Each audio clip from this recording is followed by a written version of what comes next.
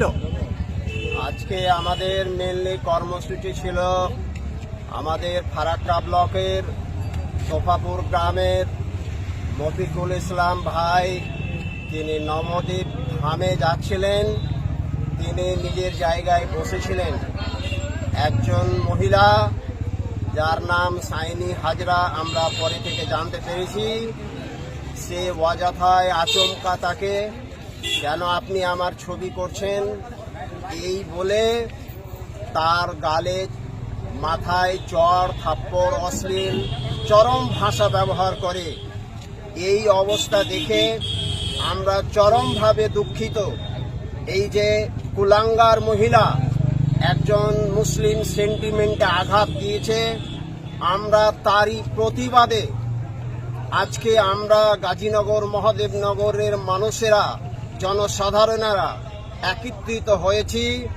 আমাদের ফারাক্কা থানার আইসি এবং জিআরপি অফিস দুটো জায়গাতেই তার বিরুদ্ধে এফআইআর হয়েছে।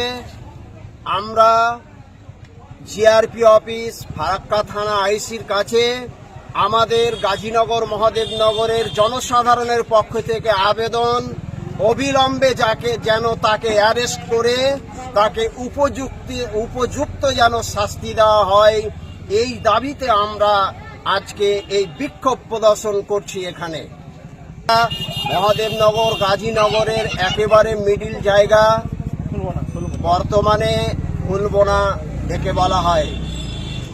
সে কোনো অপরাধ করেনি, শুধুমাত্র তার দাড়ি দেখে মুসলিম ভেবে তাকে জনসম্মুখে তাকে এইভাবে চড় থাপ্পড় লাগানো হয়েছে। যারা তার পাশাপাশি ছিল তারা তাকে কেউ সাপোর্ট করেনি, শুধু একটাই মাত্র কারণ যে সে মুসলিম।